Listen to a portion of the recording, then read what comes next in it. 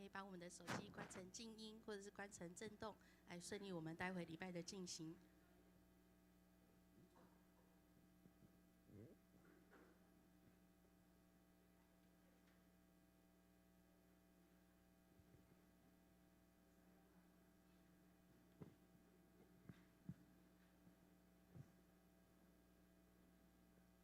但以理书4章3节，上帝的神迹多么伟大，他行的奇事多么有力，他的主权永无穷尽，他的统治代代相传。阿们。这就是我们的上帝。弟兄姐妹，我们一起站立来到神的面前，我们来赞美他，来高举他，来歌颂他的名，因为他的名是配得承受，他是那行神迹的神，每一天行在我们当中的是神的作为。我们一起拍手来赞美他。你是行神迹的神，绝望中赐下盼望，瞎眼看见疾病都医治，在你没有不可能的事。你是行神迹的神，绝望中赐下盼望，在你没有转动的婴儿，每个应许都是在阿们。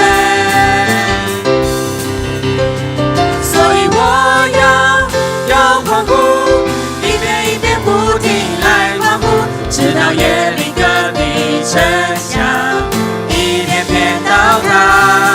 所以我要相信，一遍一遍不停来宣告，直到每个大能应许都完全成就。我们的神是那个使无变有的神，因为在他没有难成的事，他是行神迹的神。你是行神迹的神，绝望中赐下盼望，瞎眼看见疾病都医治，在你没有不可能的事。你是行神迹的神，绝望中赐下盼望，在你没有转动的婴儿，每个应许都是在阿们。所以我要欢呼，一遍一遍不停来欢呼，直到耶利哥的城墙一片片倒塌。所以我要相信，一遍一遍不停来宣告，直到每个大能应许都完全成就。所以我要欢呼，一遍一遍不停来欢呼，直到耶利哥的城墙一片片倒塌。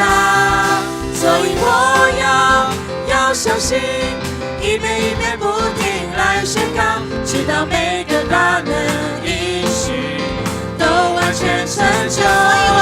所以我要欢呼，一遍一遍不停来欢呼，直到耶利哥的城墙一片片倒塌。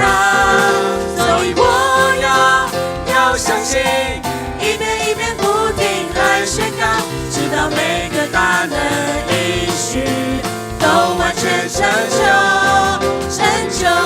我们把一手把荣耀归给他，来赞美他，因为那个是行美好恩赐的神在我们的当中。我们大声来欢呼，哈利路亚，阿们，哈利路亚，阿们，哈利路亚，阿们。请坐，我们的神就是这么的美好，行神迹的神，让我们能够因着他的爱，我们来到他的面前。主，谢谢你给我们盼望，给我们力量，在我们的生命当中成为我们的帮助。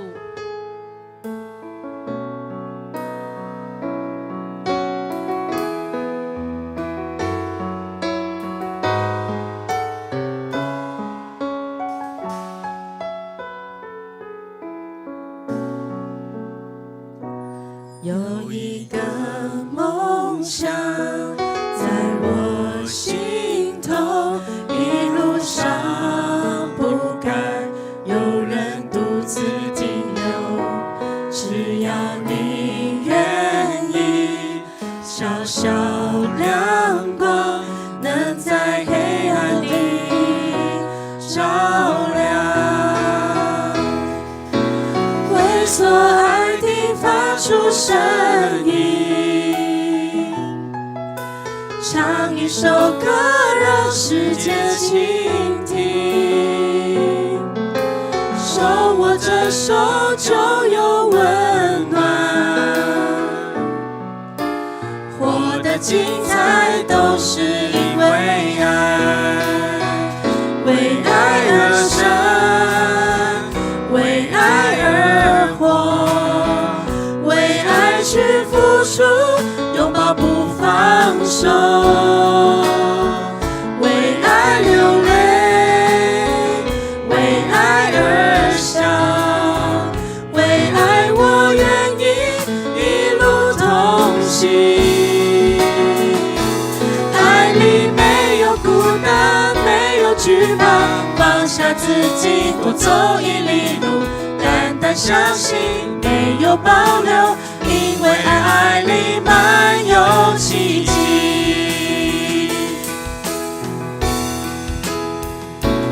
有一个梦想在我心头，一路上不敢有人独自停留，只要你愿意，小小亮光能在黑暗里照亮，为所爱的发出声音，像一首歌让世界倾听，手握着手就有温暖，活得精彩都是因为爱，为爱而生，为爱而活，为爱去付出，拥抱不放手，为爱流泪，为爱而笑，为爱我愿意一路同行。爱里没有孤单，没有惧怕，放下自己多走一里路，单单相信没有保留，因为爱里满有奇迹。爱将不可能变为可能，能传递爱，为爱活过就是值得，为爱而生，为爱而活，为爱去付出，拥抱不放手，为爱流泪，为爱而笑，为爱我愿意一路同行。爱里没有孤单，没有惧怕，放下自己多走一里路，单单相信没有保留，因为爱里满有奇迹。为爱而生，为爱而活，为爱去付出，拥抱不放手，为爱流泪，为爱而笑，为爱我愿意一路同行。爱里没有孤单，没有惧怕，放下自己多走一里路，单单相信没有保留，因为爱里满有奇迹。神说这些事要做在最小的身上，就是做在主的身上。主，谢谢你让我们的生命是有奇迹，因为你让我们能够有盼望。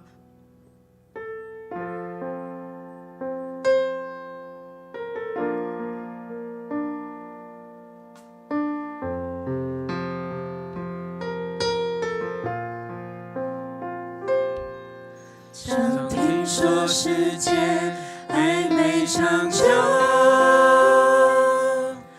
哪里会有爱无尽头？成熟的生拥有。一颗灿烂便要走，而我却坚信爱是很久。碰到了你义无别求，无从解释不可说明的爱，千秋过后仍长存不朽。谁能受痛苦被悬挂在木头？至高的爱紧牵于此生的手，看血在流，反应爱没保留，持续不死的爱到万事不休。为求奉上生命全归主所有，要将一切尽献于我主的手。我已决定今生再没所求，为望得主称赞已足够。听说世间还没长久，哪里会有爱无尽头？成熟的爱实在不曾拥有，一颗灿烂便要走，而我却确信爱是很久。碰到了你义无别求，无从解释不可说明的爱，千秋过后仍长存不朽。谁能受痛苦被悬挂在木头？至高的爱紧牵于此生的手，看血在流，反应爱没保留，持续不死的爱到万事不休。唯有献上生命全归主所有，要将一切尽献于我主的手。我已决定今生再没所求，为望得主称赞已足够。谁能受痛苦被悬挂在木头？至高的爱紧牵于此生的手，看血在流，反应爱没保留，持续不死的爱到万事不休。唯有受伤生命全归主所有，要将一切尽献于我主的手。我已决定今生再没所求，为望得主称赞已足够。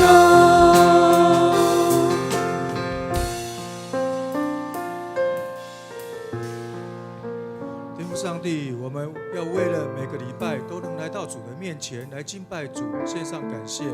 主啊，你对我们的爱从不保留，你为了爱我们被钉在十字架，我们也要献上我们的生命，跟随主的道路，全归主所有。主啊，星期五早上，缅甸附近的地区发生了瑞士规模8.2级的强震，除了在当地造成严重的损害，也对周遭的国家造成相当大的影响，也求主将你的爱临到这些灾区，保守看顾这些灾区的人民，让灾区不再扩大，也带领他们早早重建他们的家园，恢复原本的生活。我们再次献上感谢，我们这样祈求祷告，都是奉靠主耶稣的名求，阿们。接下来我们来奉献奉献是基督徒感恩的表现，是出于甘心乐意。如果你不明白奉献的意义，请用祷告来表达你的感恩。献上感恩的心，归给至圣全能神，应当赐下独生子主耶稣基督，献上感恩的心，归给至圣全能神，应当赐下独生子主耶稣基督。如今软弱着你的刚强，贫穷着已征服主，都因为主已成就了大事。如今软弱着你的刚强，贫穷着已征服主，都因为主已成就了大事。感恩，感恩，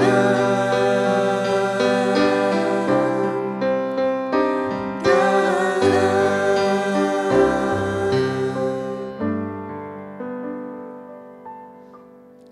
亲爱的天父，我们来到你面前，带着感恩的心，将我们所拥有的一切献上给你。感谢你创造了我们，赐给我们生命、气息和这世上一切美好的事物。我们深知这一切都是从你而来，是你恩典的礼物。谢谢阿爸天父，因着认识你，让我们的生命得着改变，让我们在软弱时有主成为我们的依靠。当我们为生活所需而忧愁烦闷时，主的赏赐丰盛有余。现在我们将时间、才华、金钱都献上为主所用，求主悦纳。愿我们的奉献能够荣耀主的名。孩子这样祷告，靠主耶稣基督得胜的名求。阿们阿们。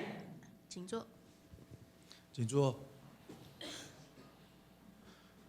接下来我们来读本周的金句，记载是在路加福音第15章第7节。来，我们一起来。同样，我告诉你们，一个罪人悔改，在天上的喜乐，要比99个无需悔改的义人而有的更大。我们再一次。同样，我告诉你们，一个罪人悔改，在天上的喜乐，要比为99个无需悔改的义人而有的更大。路加福音15章7节。好，那接下来是报告。那5月4号是我们教会第3次的一个圣礼典。那要受洗的可能就是请在4月13号向区长或小组长来报名。那今天3月30号下午1点，那个是会公司那个会有419次的一个长执会，在401教室。这个礼拜也有举行清明的追思礼拜。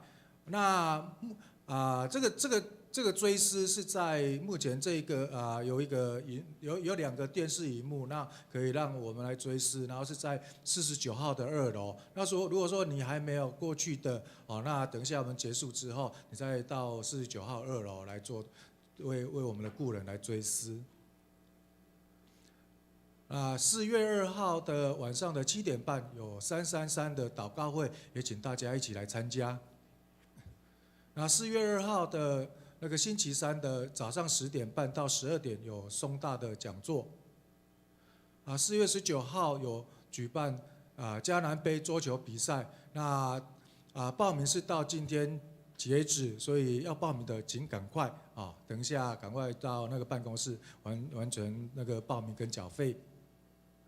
4月26号也有春丽高挂的一个福音茶会的活动然后目前已经在第2阶段提出茶会的邀请。然后4月5号星期六有一个造就的一个课程那我们因为是那个遇到连假，所以我们就用线上的一个课程在 A1 是在那个下午2点，然后 A2 是 A2 的话是在早上的9点半。我们5月17、18就是星期六日会那个就是有举办60周年全教会的一个退休会，要去到那个古坑，要报名的就请尽速。复活节踏青宣教活动第2阶段也会在4月6号报名截止。那个第2阶段的报名是4月6号会截止，那原价是600块，然后就那个请大家来报名。60周年环岛之旅有第2梯次是6月23跟到6月26，然后第3梯次是9月22到9月25，有请来尽速来报名。庆祝母亲节的活动在4月13号来报名截止，这个时间是在5月7号的星期三，是竹中北区妇女的事工部所举办的一个活动。南闽和弟兄在3月12号蒙主恩召，会在4月3号的星期四的在桃园市立殡仪馆的景德厅来办理这个入殓告别礼拜、火化礼拜这些个礼拜。愿主安慰的灵与遗族同在。4月3号、4月4号是全职同工的放假，然后当天尤其是4月4号当天，这个全教会会消毒，所以这2天教会不对外开放。好，那有没有今天是第一次来到我们迦南教会的捡起力，让我们来认识一下，让我们来欢迎你。有一位从澳洲回来的罗弟兄罗先生在这个地方请他站起来，我们拍手来欢迎。好，欢迎他。好，他是第一次来住在南门附近。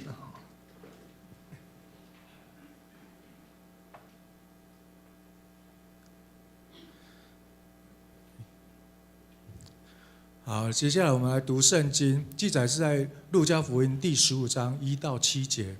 我们一起来读。有一次，好些税棍和坏人都来听耶稣讲道。法利赛人和经学教师们埋怨说，这个人竟接纳坏人，并且跟他们一起吃饭。因此，耶稣给他们讲一个比喻：假如你们当中有人有100只羊，其中的1只迷失了，怎么办呢？他一定把其他的99只留在草场，去找那只迷失的，直到找着了为止。一旦找着了，他就高兴地把羊儿搁在肩膀上，带回家去，然后邀请朋友邻居，对他们说：来跟我一起庆祝吧，我那只迷失的羊儿已经找着了。同样，我告诉你们，一个罪人悔改，在天上的喜乐要比为99个无需悔改的义人而有的更大。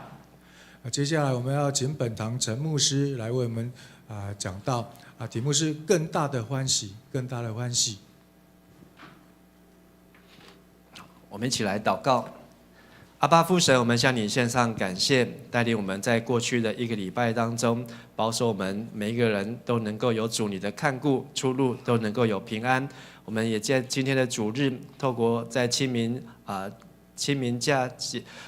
节的前夕，我们在教会来追思我们的亲人或是故人，也透过在下礼拜3的333祷告会，我我们为这些已经回天家的人来继续向主祷告，也愿神赐福我们还活着的人，在地上的人能够持续向着标杆来直跑，我要得着那从天上照我们来得的奖赏。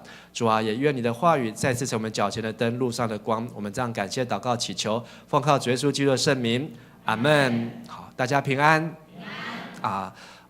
这个2个礼拜好没有见到大家，1个主日没有见面2个礼拜没有在台湾。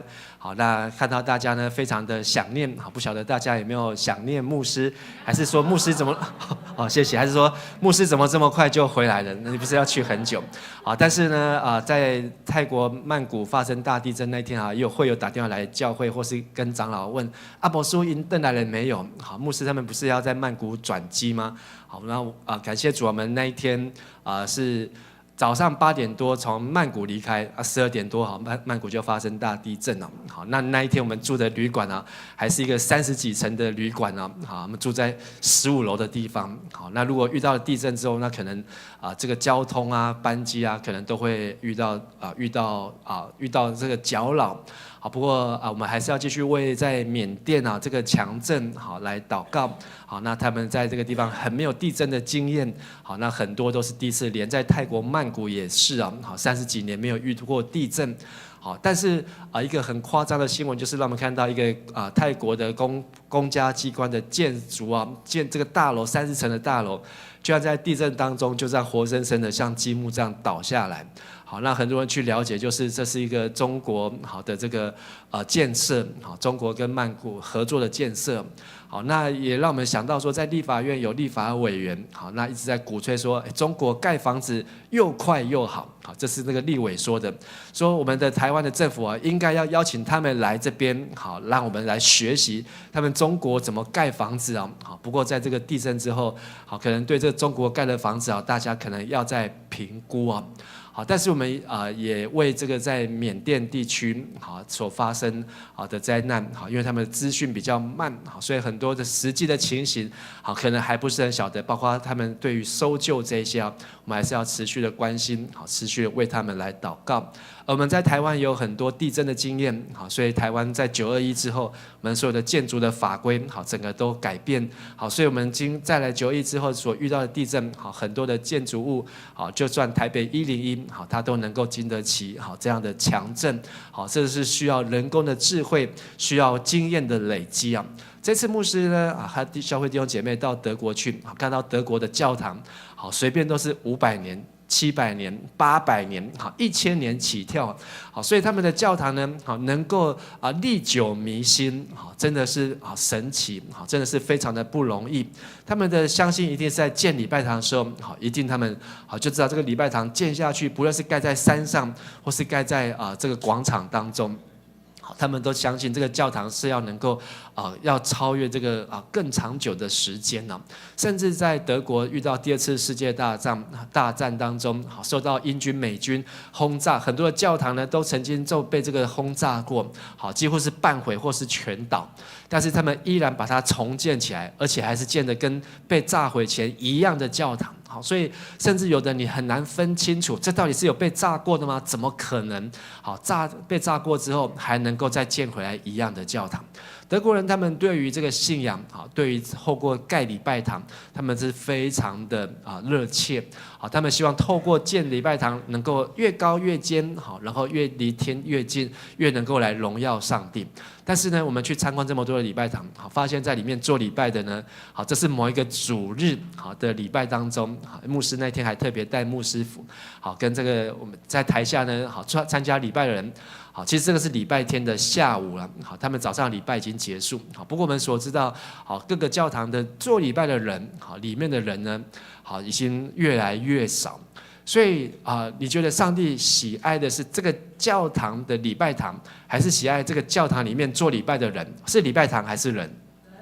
好，大家好，左右看一下，说上帝喜悦我们在这里做礼拜，跟你旁边的人说，上帝喜悦你在这里做礼拜。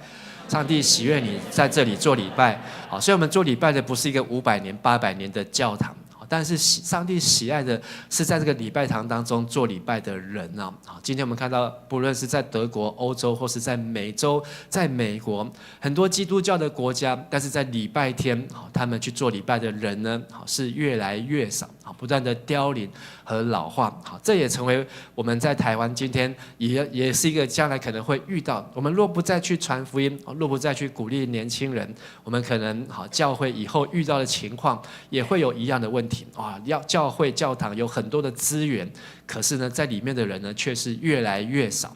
这次的旅行呢，回来呢，牧师真的是要感谢上帝，也要再次鼓励邀请弟兄姐妹，我们还有一个机会，9月份还有最后一个梯次，一模一样的路线，一模一样的行程，一模一样的餐厅，一模一样的旅馆啊，我们算是一群白老鼠啊。但是回来这群白老鼠，牧师昨天晚上称了一下，大概多了快要2公斤这样子，假后大后然后呢，而且在那边观赏，真的是超乎想象。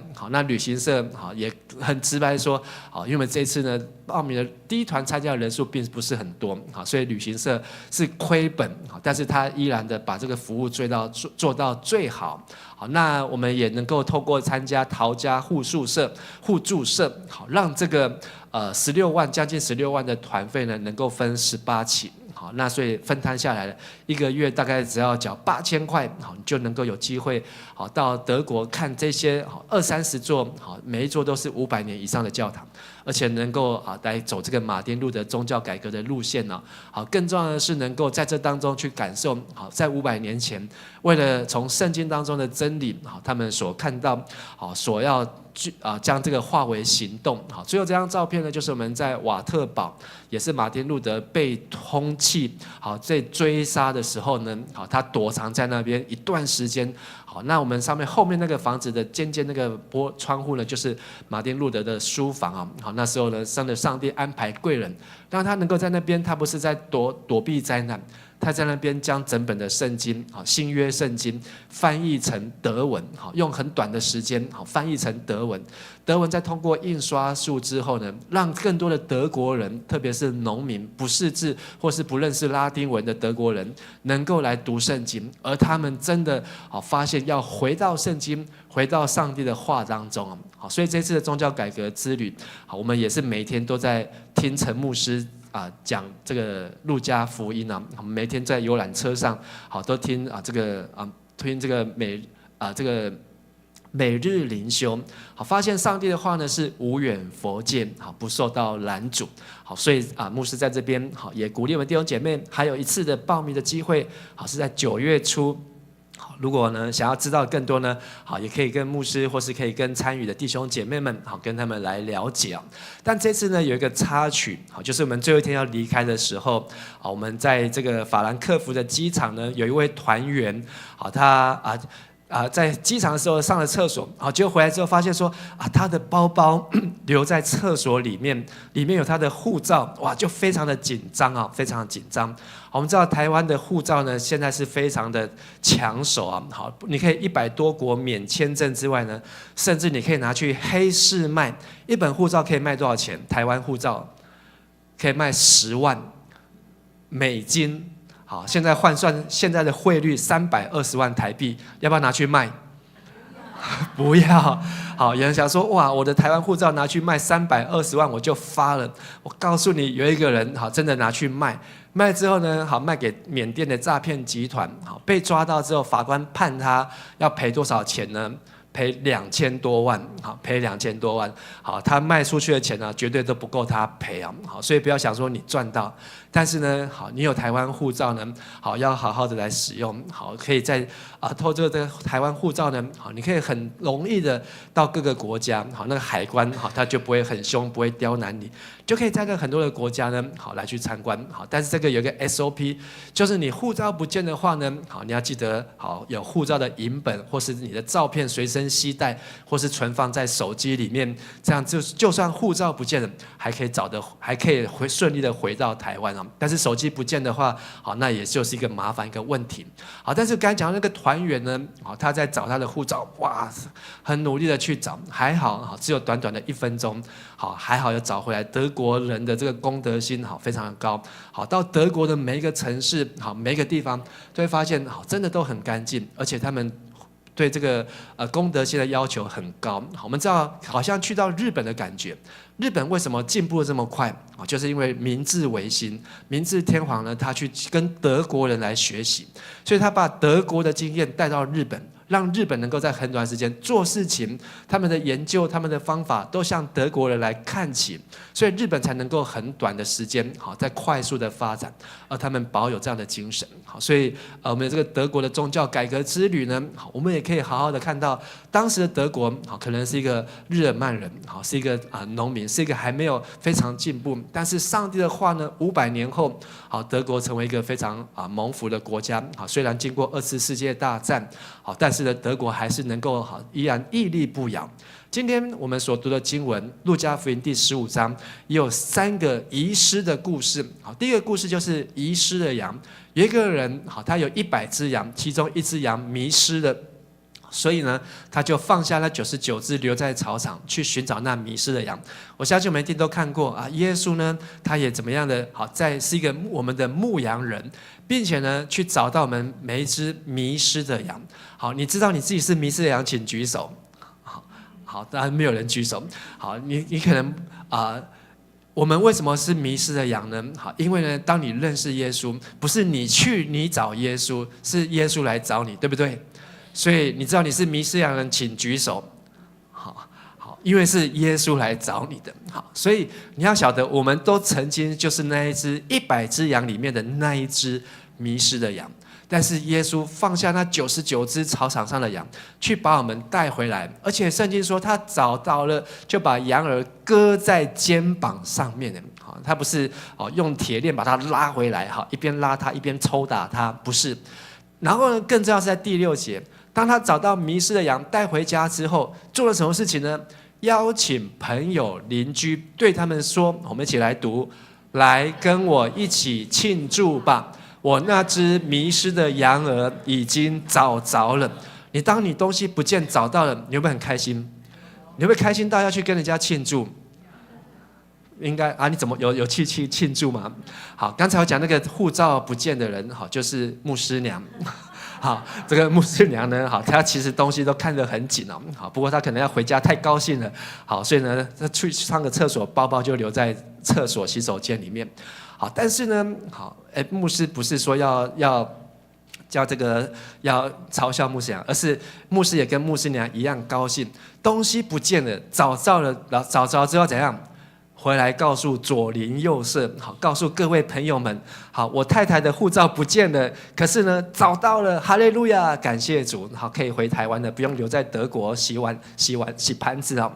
但是呢，耶稣用这个比喻说，第7节，同样我告诉你们，好，一个罪人悔改，在天上的喜乐，好，要比为99个无需悔改的义人而有的更大。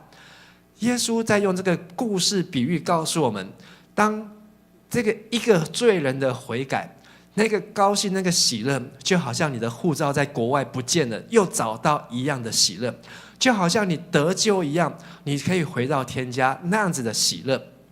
可是呢，很多人看到这个经文就说，那99只羊呢，上帝就不爱了。那99只羊呢，耶稣就把它丢在旁边了，不管了。我们这些基督徒呢，上帝就不爱了。上帝都爱那一些外邦人，上帝都爱那些迷失的羊。我们这些乖乖的羊，每个礼拜都有来做礼拜，每个礼拜都有来奉献的羊，上帝都不爱的。其实不是啊，因为我们每一个人都是耶稣基督用重价所赎回的。世界上如果有一个人是需要得救，神都愿意叫他的儿子为那一个人来死。所以黄色的第7节，我们再读一次：一个罪人悔改，在天上的喜乐，要比为99个无需悔改的义人而有的更大。所以意思是说， 99个人艺人在这边做礼拜，神非常的高兴。好，我们刚才看到德国今天很多的教堂，欧洲很多今天的教堂，美国今天很多的教堂，人越来越少。可是呢，当我们今天有这么多人在这边做礼拜，天上的父阿爸父很高兴。但是要怎么样让阿爸父更高兴呢？不是只有100变成1000，而是呢，当有一个悔改的罪人进来一起礼拜，一起跟我们敬拜上帝，上帝天上的喜乐好就更大，比这些99个在这边做礼拜的艺人而更大。第二个故事呢，是一个妇人，她有10个银币，但是失去了一个，她怎么办呢？起来点灯打扫房子，一直找，直到找到为止啊！而且呢，找到之后，他就邀请朋友、邻居，对他们说：“黄色梅也一起来读，来跟我庆祝吧！我那遗失的银币已经找到了，一个银币就是1天的薪水，好，所以他有10天的薪水的这个银币，好，结果呢1天的薪水不见了，好，结果找到之后，他可能还要告诉邻居，甚至他可能还要开 party 请客，哦，那他不就是多花钱了吗？但是如果我们去看这个圣经，好，大概了解圣经的背景，在当时巴勒斯坦的妇女出嫁结婚之后，好，他们会一块头巾，这头巾上面会镶了10个银币。好，这可能是成为他结婚的信物，或是他的结婚的纪念物。所以重点可能不是只有这个银币的1天工资的价值，可能是一个他的婚姻的一个誓约，可能是他一个结婚的纪念物。所以呢，当他的结婚纪念物少了一个，失去了不完整的，哇，他就拼命的找，打扫，直到找到之后，哇，他就要让大家都知道，哇，他找到了，非常的开心哦。在宣教士来到台湾宣教的时候，好，在中部好很有名的就是蓝大卫医师啊。这个蓝大卫医师呢，好，他在中部呢，好，就是今天的彰化基督教医院的前身。好，他和他很多的同工，好，都是从苏格兰来的宣教士，好，他们在这边一起来传福音。而在蓝大卫医师的同工当中，好，有一位牧师叫做梅坚务牧师。好，梅花的梅，好，监呢是金字旁的监，好，然后监察院的监，物呢是物色的物，好，这个名字呢取得好非常的有趣啊 ，Campbell Moody 啊，好，梅坚务牧师，他来台湾传福音的时候呢，他都会敲锣打鼓，还会吹这个那时候的台湾人的这个唢呐，好，唢呐。他一边在敲锣在打鼓的时候，他会用台湾话，锵锵锵锵锵锵，上帝胖见囝，上帝胖见囝，锵锵锵锵锵锵，上帝胖见囝。台湾人呢，好就听得懂他在讲什么。哇，下面人引导胖见囝，就要赶快怎样冲出来，好，大家跑出来，好，谁家的儿子不见了，赶快怎样？帮忙去找，好，所以这张照片呢，就是当时哇梅坚务牧师在布道的时候，好，大家就跑出来，下面人引导，好，谁家的儿子小孩子不见了，要出来寻找。但是呢，这个梅牧师呢，他很有智慧，他说上帝的儿子不见了，大家就问上帝是谁啊？上帝的儿子不见了，赶快来帮上帝找儿子啊！然后他说，上帝的儿子呢，叫做什么？耶稣。好，耶稣呢，好，上帝让他来到这世界上，好，然后为了罪人，好，他就开始跟这些人来传福音，好，说上帝的儿子为罪人为人而死，好，然后死后复活，钉在十字架上，死后复活升天，好，上帝的儿子是耶稣。但是呢，这个梅牧师又说，上帝的儿子除了耶稣，还有谁？还有在场的各位乡亲们，你们都是上帝的儿子。上帝找我来到这个所在，就是要跟你讲，你就是上帝胖见的囝，你就是上帝不见的儿子，不见的女儿啊！好，很多人哇就听到说，哦，原来是这样，我是上帝的孩子哎，就因为这样子而来信耶稣。所以我们看见好，在当时梅牧师好，在中台湾好，在彰化一带好，那时候彰化都比台中还要热闹好，一户二鹿三艋舺，好，就是台湾最热闹。第一个就是台湾佛，好，就台南；里鹿，好，就是鹿港；好，三艋舺，好，就是台北的这个艋舺。好，所以我们这次的退休会呢，要去到鹿港，好，是当时台湾第二热闹、第二大的城镇。好，你看到那个鹿港在那个时候，好300-400年前呢，好，这个鹿港的整个建设发展呢，好是真的是非常的热闹和繁华。但是呢，好，重点是他要来传福音，好，让人知道我们每一个人都曾经是那迷失的羊，但是呢，上帝差他的儿子把我们找回来。最后在路加福音15章，好，最后的一个故事，好，就是大家非常熟悉的好浪子的比喻。好，一个父亲有几个儿子，2个，大儿子非常的乖，小儿子非常的叛逆，好，甚至跟爸爸要了家产之后就出去挥霍，挥霍完没有钱之后呢，好，为了要填饱肚子，只好去喂猪，就看到猪在吃的都比他吃的还好，好，他就想到说，我爸爸家里面的工人，好，都过得比我现在还要好，我可以怎么样？回家做我爸爸家里面的工人啊，好，都不用在这边跟猪抢东西来吃。结果他真的回去他的家中，一见到他爸爸，就对他爸爸说：“爸爸，我得罪了天，也得罪了你，我不配做你的儿子。”好，他真的是非常的知道自己不配啊。如果是台湾的爸爸看到儿子回来就怎么样？对。扒落去，你给我出去，你唔免个回来，你给我跪在家。好，嘴巴这样子说了，好，不过心里面还是很高兴，儿子能够回来。好，这个是台湾的父亲啊，还不会学习表达。可是呢，这个路加福音里面这位父亲呢，他却吩咐仆人怎么做呢？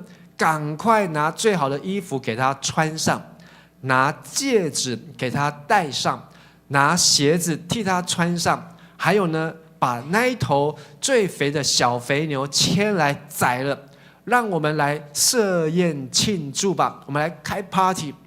因为我这个儿子是死而复活、失而复得的，所以大家就欢宴起来。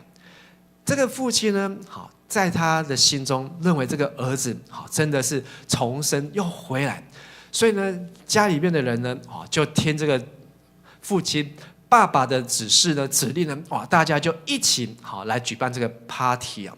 亲爱的弟兄姐妹，这个父亲看这个儿子是死而复活、失而复得，我们可能会觉得说，这个孩子不好好教训他，到时候他回来又给你怎么样？好，又给你好偷当偷塞，这个回来到时候又给你败光你所有的家产。可是呢，这个父亲让我们看到，我们需要学习的。就是怎么样去看到好一个失丧的灵魂能够回到天父的家中。我们在今年的复活节几月几号？4月20号，好，下午我们要去到这什么农场？好，这不是亲近农场啊，不过这照片看起来会骗人，好像在亲近农场。我们要在今年的复活节下午，好，有一个登山活动，好，去到亲近农场。好，那我们到上个礼拜报名呢，已经超过400个人报名了。好，400个人报名，你已经报名了，请举手一下。好，谢谢。好，还有很多人没有报名。好，可是呢，400个人报名当中呢，有200个好都是慕道友，都是教会会友的朋友，或是邀请来的家人，或是弟兄姐妹。这是一个爬山的活动，还是一个传福音的活动？好，是一个一边爬山一边传福音的活动。好，我们不是只有为了爬山，我们是希望能够让更多好这200多个好可能还不是会友的弟兄姐妹，让他们知道为什么我们要在复活节这一天的下午，到底是谁复活了？好，到底为什么耶稣的复活跟我有关，跟你有关，跟我们每个人有关？为什么我们去这个宗教改革之旅，马丁路德跟我有关，跟你有关？我们要去让他明白，让他知道。所以我们在这个登山活动之后的那个礼拜六，我们还有一个刚才报告有提到的福音茶会。好，这个标题怎么念？纯你甲我，好，只 only you and me， 只有上帝和我。这是一个让他可以面对上帝的机会。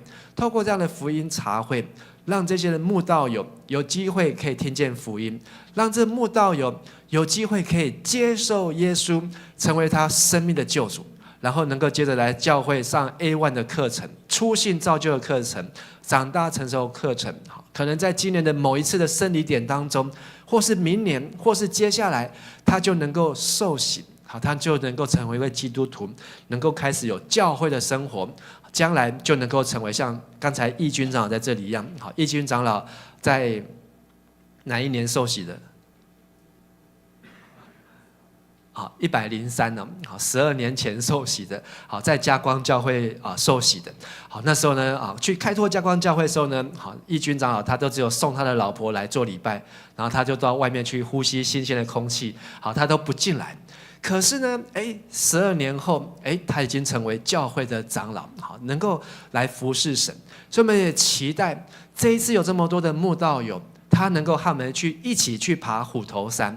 有这么多的慕道友能够来参加福音茶会，我们也要看到在他们的生命，上帝要怎么样子来使用他们，让他们也能够成为上帝所重要的器皿。阿们。今天路加福音15章讲到3个遗失的故事，那这3个遗失呢，遗失的什么羊，遗失的钱，还有呢遗失的儿子，后来都怎么样找回来的。不管是他们自己努力找回来的，或是呢上帝让他感动，让他的儿子自己回来的，但是重点是找回来之后就要怎样看好，不要再让他不见了。找回来就不要再让他不见了。这个当牧师娘找到护照之后，他会不会再把包包挂在厕所里面？当然绝对不会啊。一次教训之后，哇，永远都会记得。因为那个心里面的担心、那个害怕、那个紧张。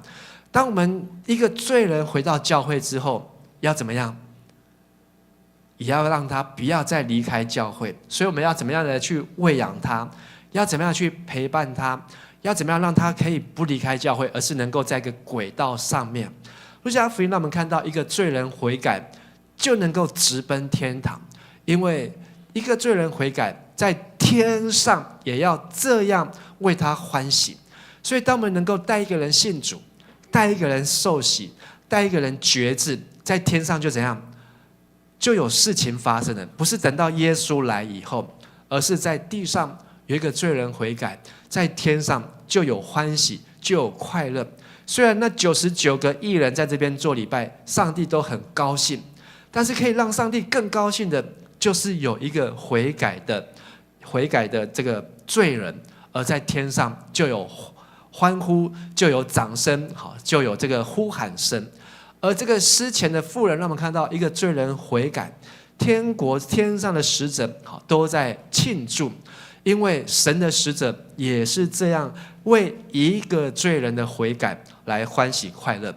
浪子的比喻让我们看到，当罪人悔改之后，我们的一生从地上的今生到天上的永生，也要同样的欢乐。我们看到这3个比喻当中，有3个数字，一个叫做100%，100只羊少了1只。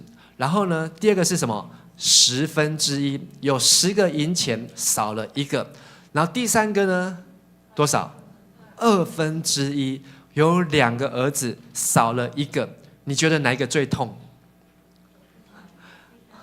第3个嘛，因为你只有2个就少1个。好，你前面有100个，可是你少了1个，你可能还不会那么痛。我还有99个，可是上帝不是，上帝哪一个最痛？对，每一个都痛。所以这3个故事，耶稣在告诉我们，只要一个罪人悔改，在天上都要这样子的欢喜快乐。但上帝并不是说在其他的这个不用悔改的就不重要。不是啊，很多的时候我们在教会服事，我们都会像这个大儿子一样啊。你看这大儿子，这个爸爸这么开心，哇，小儿子回来了，死而复活，失而复得。可是谁不开心？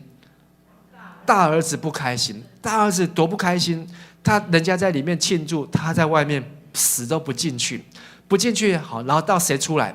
爸爸出来叫他。爸爸出来叫他，他就跟爸爸 complain 说：“你看，我服侍你这么多年，我从来没有违背过你的命令，但是你从来没有给我一只小山羊，你给弟弟一只大肥牛，可以让我跟我的同学、跟我的朋友一起在家里面 party， 都没有。如果你是大儿子，气不气？很诚实，我也会气，我们都会比较这个弟弟看到他真的是要七窍生烟的。可是呢，这个爸爸却怎么说呢？这个爸爸说：“孩子啊，你常跟我在一起，我所有的一切都是你的。”爸爸说：“我刚刚给弟弟穿上去的这件外袍，给你弟弟戴的这个戒指，还有给你弟弟脚上穿的鞋子是谁的？其实是爸爸，但是爸爸的心中已经是大儿子的，这一切东西都是你大儿子的。可是你大儿子呢，却在跟你的弟弟计较这一切。不晓得这些都是上帝已经就是要给大儿子的。可是呢，大儿子只看到弟弟有这个，我怎么没有？可是他却不知道这是上帝要给他的一切。很多时候我们在教会里面服侍，信主久了，在教会服侍久了，都会有这种大儿子的心态。什么是大儿子的心态呢？办什么福音餐会，加开集，他们要他们去爬个虎头山，花这么多钱，那么多人报名，搞什么东西？教会要花多少钱啊？这些钱拿来可以帮助多少的穷人？办什么这个退休会，办什么这个我现在不要再举我们的例子，我应该举别的例子。可是呢，大儿子的心态是说，我在教会里面当爱餐的志工这么久，也从来没有送一条毛巾给我。我在教会里面当圣歌队队员这么久，也从来没有带我们去爬山。我在教会里面当招待这么久，折周报这么久，做投影同工这么久，都没有给我什么服事，都没有给我什么奖赏。结果呢，这些外面的朋友、外面的慕道友一来就给他补助，一来就给他什么。这是谁？大儿子的心态。但是这个爸爸要告诉这个大儿子说：“孩子啊，你常跟我在一起，你都在教会里面，我所有的一切都是谁的？都是你们的。你们常跟教会、常跟神在一起的，上帝天上所有一切都是你们的。”牧师这次能够去参加改革之旅，真的要感谢互助社，也要感谢上帝。因为呢，我真的感受到上帝呢，帮我，让我能够有这样的机会，能够没有负担，能够很容易的去支付这些的旅费，而且呢不会心痛，回来之后还真的是物超所值。你越发现越在上帝的家中来服侍，因为牧师的梦想是本来是我要去波士顿教会，去波士顿教会之后呢，就要带波士顿教会弟兄姐妹从波士顿坐飞机去德国宗教改革之旅，比较近，飞大西洋过去就到。但是上帝把我带来迦南教会，我想说，那上帝，我有没有办法带迦南教会弟兄姐妹去德国呢？还是真的能够去，感谢上帝。但是上帝让我们感受到，当我们服侍神，上帝说：“我所有的一切都是你的。”上帝在各样属灵丰富的资源，不论是500年前、300年前、400年前，在台湾、在德国、在美国，在任何地方，上帝的恩典他都不会吝啬的跟我们来分享。但是我们不要像那大儿子一样，整天在父亲的家中，不敢跟神要，不敢跟神求。然后只看到外面来的新朋友，他有这个；外面来的新朋友，他有那个，然后觉得自己一点都不快乐，服侍一点都不开心。在神的家中，最大的礼物就是上一次牧师在那边分享的，玛利亚她已经选择那上好的福分，是没有人能够从她手上夺去的。什么福分？永生的福分，永生的福分。今天为什么你要在教会里面当爱餐的志工？为什么你愿意花时间付代价，比人家更辛苦更早来到教会？你已经得到最大的福分，就是永生的礼物。你今天能够再做的再多，能够给的再多，都比不上耶稣为我们所做的一切。可是32节我们一起来读，可是你这个弟弟是死而复活，失而复得的，我们为他设宴庆祝是应该的。这个爸爸心里面认为这个是应该的。当我们每一次为了一个罪人，为了一个失丧的人灵魂，为了慕道友所举办的活动，不要害怕付上代价，不要害怕辛苦，因为这是应该的，因为在天上会有欢喜，会有快乐。耶稣说，我来本不是招义人悔改，乃是招罪人悔改。5月17、18，我们要去全教会的退休会。好，那目前有160个人报名。好，牧师还是要鼓励，好，我们还是要鼓励弟兄姐妹们，好，能够把握机会来参加。这一间好，我们要礼拜第一天5月17号要去的忠孝路教会，好，他们3年前刚刚献堂完成，好，3年前也是他们社教60周年，好，也是王武聪牧师，好，他70岁，好，这个进城退休啊，好，他们这个教堂呢，上次说2亿多，后来查了之后不是2亿多，4亿多，好，4亿多的礼拜堂，好，在这个王武聪牧师28年的服事当中，好，来献堂来完成啊。而且呢，这王牧师呢，好，在退休的这个分享当中，也说他在这个教会28年，总共有1700个人洗礼。好，那平均1年有多少人洗礼？将近60个人洗礼。好，将近60个人洗礼。所以1700个人洗礼难不难？不难，你只要每一年都有多少？60个人洗礼。好，今年是迦南教会60周年。我们有一个目标，就是有多少的人加入教会？60个。还有一个目标，希望多少个人成为小组长？60个。为什么60个很重要呢？这个60就是30倍、60倍、100倍中间的这个关键点。你要从30倍到100倍，你要先能够达到60倍。如果没有办法达到这个60倍呢？好，那你怎么去达到100倍呢？所以我们必须要去经历那个60年的祝福，去经历上帝在那个60周年当中，好，60倍的祝福。那这个王牧师刚去这个教会的时候，好，他也是从美国回来，好，然后去到台中忠孝路教会。那时候忠孝路教会大概200多个人，然后呢，现在大概1000多个人。跟那个王武聪牧师说：“牧师啊，你要来我们这个教会这边牧会啊，你要有心理准备哦。我们这个教会都是什么人？老人啊，我们这教会都是老人，而且老到不行啊。好，所以你来这个教会，你可能你以后就是要一直办告别式，一直办告别式啊，好，你也金魔银这样子。可是这个王武聪牧师呢，好，他想说，上帝叫他来，不是要来这边办告别式啊，他是要来这边好为主建立教会的。所以呢，好，他除了很积极的去探访会友之外，好，他也呢很积极的去传福音，去带领人。更重要的，他是常常祷告，好，追求圣灵。还有呢，他让教会更新，好，敬拜赞美。然后他找很多的年轻同工啊，好，年轻的同工。好，那时候2004年、05年，好，也是20年前。20年前，好，那时候我在台南当传道，王武聪牧师就打电话给我，好，说陈传道，好，你有没有兴趣要来忠孝路教会团队服事？啊，我就去忠孝路教会看，哇，这个王牧师就跟我介绍他们忠孝路教会，哇，有很多的同工，有很多的团队，好，看一看说，哇，他们正在发展。那时候他们教会已经400多人，好，400-500人，好，400多人，好，那时候呢，但是呢，郑正仁牧师也打电话给我，所以，博士啊，你有没有兴趣来迦南教会？好，但是呢，后来来到迦南教会，就决定来迦南教会当青年牧师啊。好，但是我要讲的这一段的意思是说，当一个教会，不管哪一个教会，你只要认真的传福音，认真的撒种，撒在好土里面，它就会有30倍，就会有60倍，就会有100倍的收成。我们也期待将来的迦南教会，每一年都能够有超过60个人洗礼，不是只有为了60周年，而是每一年。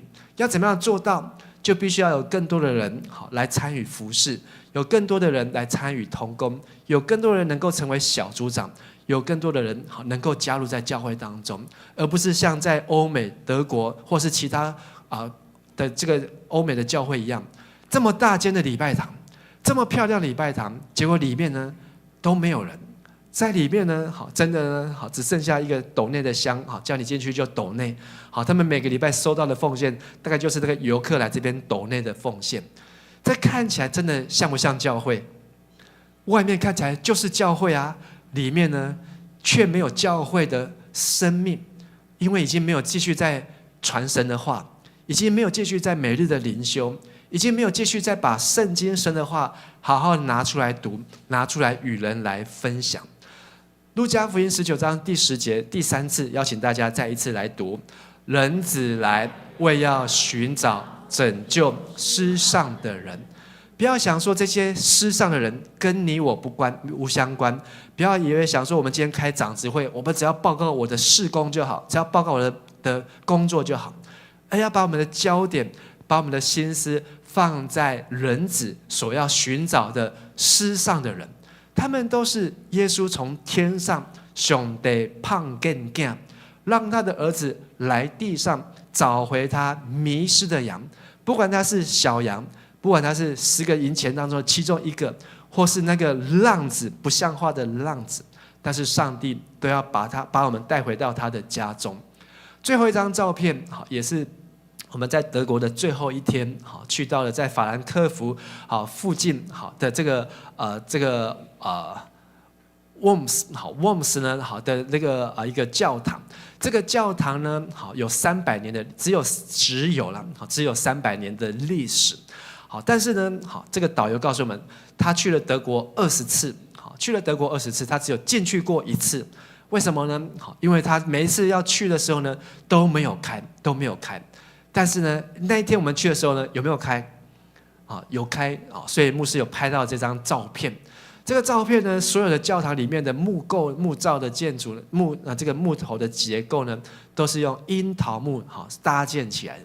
而且它在樱桃木上面呢，壁画，这壁画呢都是画圣经的画，圣经的故事。其实用圣经把圣经画出来很好，但是要不要读圣经？还是要读圣经。你只有看圣经的画，可是你没有去读圣经，你只看了半天，这画什么？你知道他在画什么？可是没有上帝的话，上帝的灵感动你的时候，你不知道你要去传什么，你不知道你要去跟人家分享什么。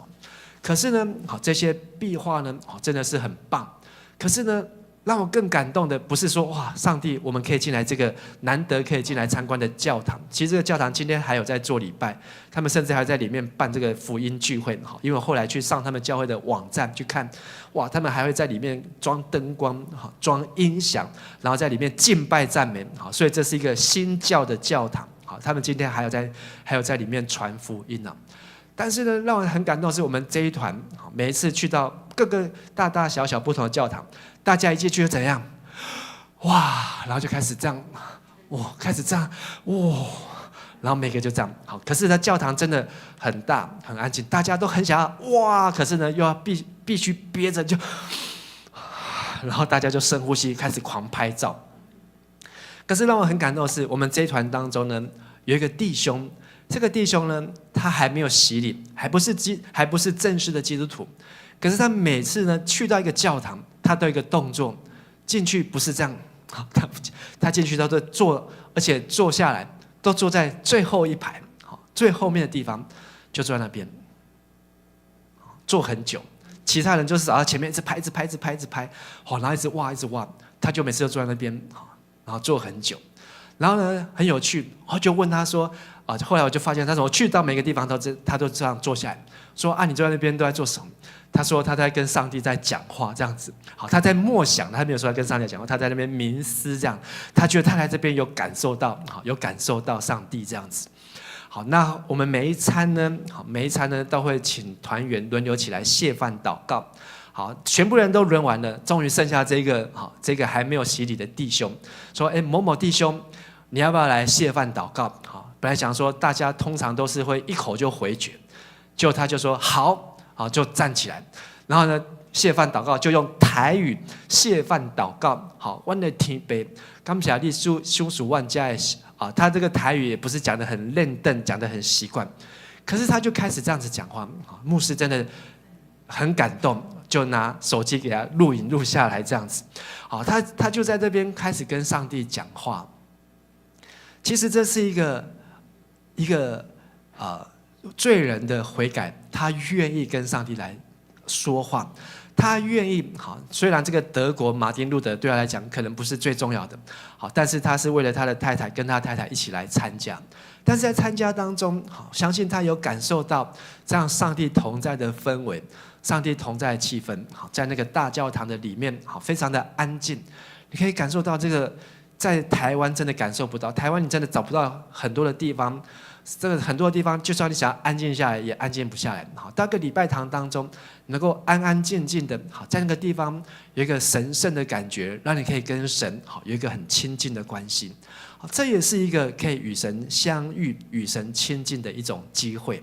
而一个罪人悔改，在天上也要欢喜快乐，盼望我们每一个人都是不仅是自己是迷失的羊，上帝所找回的羊，也要帮助我们身边的人也能够找回神迷失的羊。在这个礼拜，我们有小组的聚会，有的小组可能暂停休息，因为我们有连续假日。好，但无论如何呢，你可以来分享，你有没有曾经心爱的东西不见找到的经验，或是你觉得为什么浪子被父亲接纳之后，那个小儿子会是一个什么样的心情？当你能够感受到那个小儿子的心情，你才能够在教会里面的各样的服事才能够持久。我们读路加福音看到有一个妇女，一个女人来到这个西门，法利赛人西门的家中，一进门就用她的眼泪沾耶稣的脚，用她的头发擦耶稣的脚。耶稣说，那个人的爱多，好，所以那个人的爱多是因为他的赦免多，他领受到天父的赦免，所以他用他全部的爱来爱耶稣。当你在教会要怎样服侍不会埋怨，当你要在教会怎样服侍不会觉得辛苦，你要去找到小儿子的感动。上帝，我感谢你这么样的爱我，我是何等的不配，但是你却愿意使用我，愿意让我来到你的家中来服侍你。我要永远在你的家中，我再也不要离开，我要永远在你的家中，就算没有人知道，没有人纪念，但是我永远不要离开你。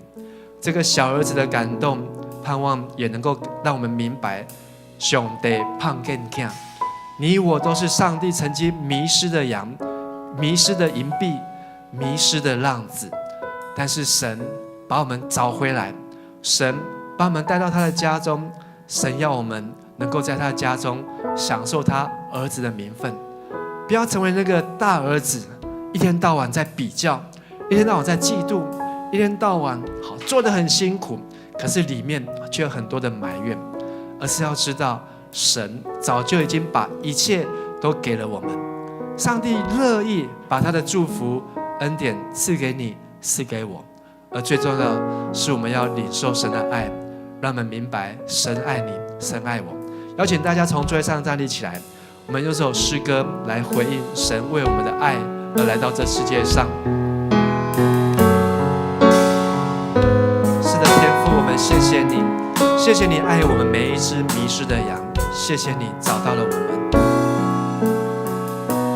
有一个梦想在我心头，一路上不该有人独自停留，只要你愿意，小小亮光能在黑暗里照亮，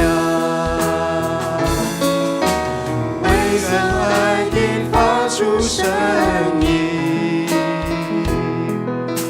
唱一首歌让世界倾听，手握着手就有温暖，我的精彩都是因为变为可能，能传递爱，为爱活过就是值得，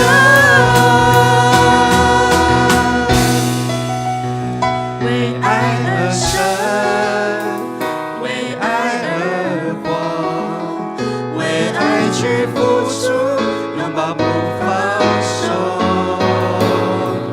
为爱流泪，为爱而笑，为爱我愿意一路同行，爱里没有孤单，没有惧怕，放下自己多走一里路，单单相信没有保留，因为爱里奇迹。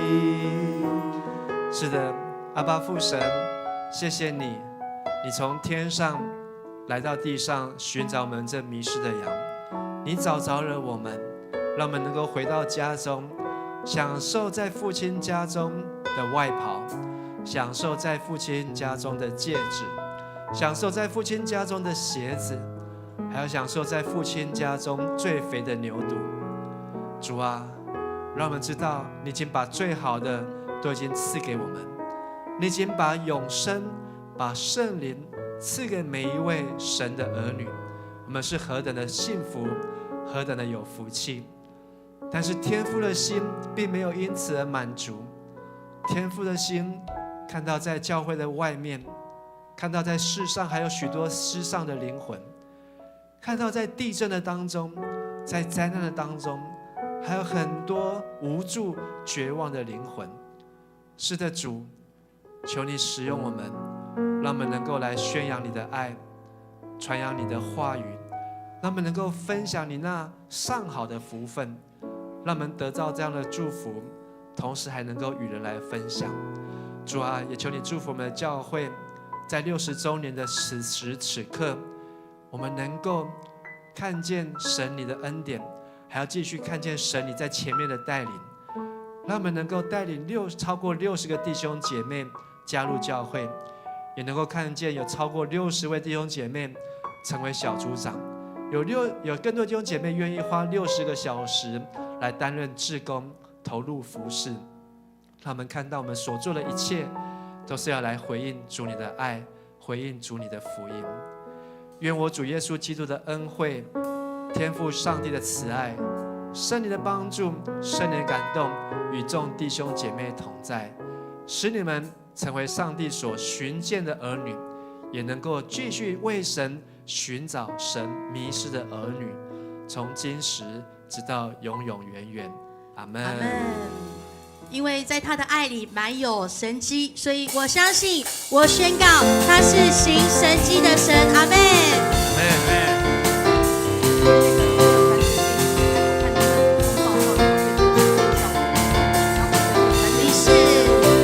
你是行神迹的神，绝望中赐下盼望，瞎眼看见疾病都医治，在你没有不可能的事。你是行神迹的神，绝望中赐下盼望，瞎眼看见疾病都医治，在你实在阿们。所以我要欢呼，一遍一遍不停来欢呼，直到耶利哥的城墙一片片倒塌。所以我要相信，一遍一遍不停来宣告，直到每个他的应许都完全成就。我们把最大的掌声归给神，哈利路亚，阿们。我们可以彼此来请安。好，各位弟兄姐妹请坐。好，那最后牧师也来报告一个好消息。好，我们的这个复兴小组，好，复兴小组的这个威达还有玉兴啊，他们昨天也顺利的产下他们的宝宝，是男生，好，是一个妹妹，好，是一个可爱的妹妹啊，我们也为他们来恭喜，为他们祝福。好，让我们也彼此在今天聚会要结束以前，好，彼此来请安，彼此来祝福。好，愿神的爱，好，恩典满满与各位同在。在要离开前，好，彼此来祝福。好，愿神祝福各位，好，平安。好，我们也平安。